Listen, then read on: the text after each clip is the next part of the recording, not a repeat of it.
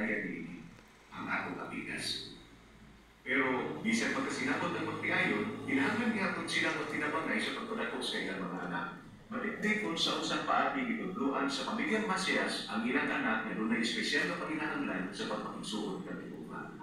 Pagkakita na ako sa akong anak sa unang higayon, nakainganjad ko. Hibaw ba, kanindot sa regalo kay mong gihatag.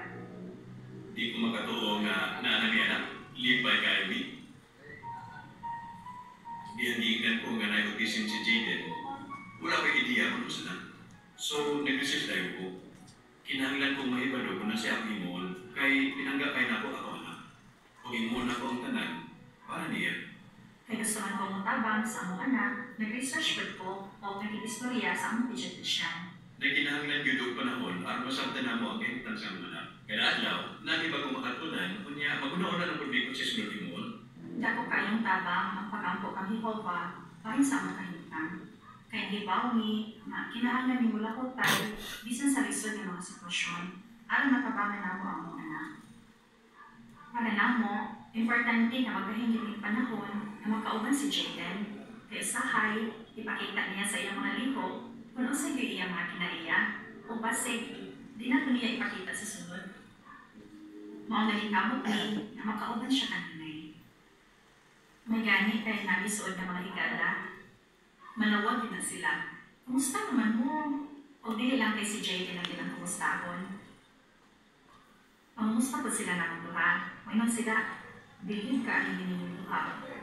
Katong ilang mga pagdasi o pangumusta, nagpatabang kaayo na mo sa paglabutay sa among sitwasyon.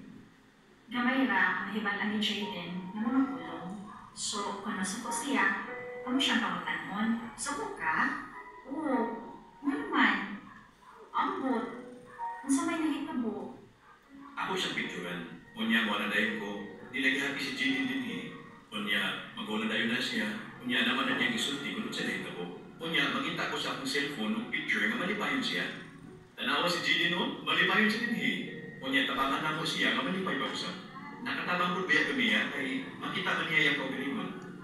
Si Jaden, dili po kayo makasabot sa mga butang ngaya mabasa o isulat. So, ang niya ni masabtan, ang muling i-drawing, i-action, kumagtan ang may video, may nalagani kay dahil nag-video. Ganahan kayo siya sa mga video ni Kalad ug Sofia. Mapasalamatan kayo ni Jehovah kay muragihimo ni para namo. Ang i-drawing ng mga istorya sa Biblia, doon ay panag-istoryahay o mga detalye kung ano siya nagkakaitabo. Ako ning i-action niya, o diyang mga dami para sa simpliya, kantahon na mo ang mga awit sa ibang programa. Aron, doon na siya ideya kung ano siya programa anang adlaw. Naani sa Spanish More Edition. Pero naguhan na mo nga kinahanglan mi mubalhin sa English More Edition aron mo suwag si Jaden. Dito sa iyo ang pagtabang ng Jaden sa pagkomento. Maong sulbihan na mo daan ang mga igsuon.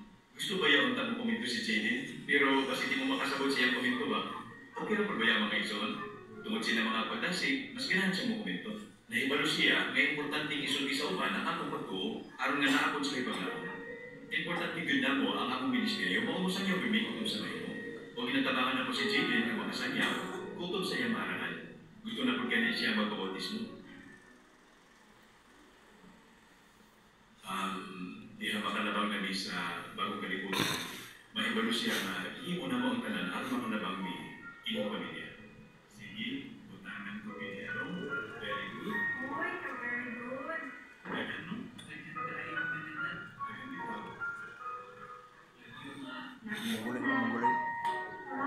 Autism o. Mag-imagine po. Kanang bata-bataon. Naasa bungtod, ngayon si Jaden. Kuan siya. Nasa Minus ang ang iyang bunga. pagkuan pa. Kay mamanayang gusto, mabatunga siya na mo. Nagsan niya, muhingon, pa, para isa na yun. Pinakayundod yun nga regalo niyo ang kanamo si Jaden.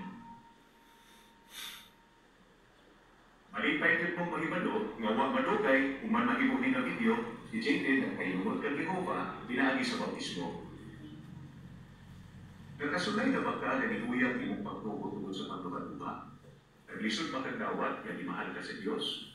Ang music video ni Limulana, nagdasin na ito na mangayong tabang ng Jehovah aron di ka magduka-duka.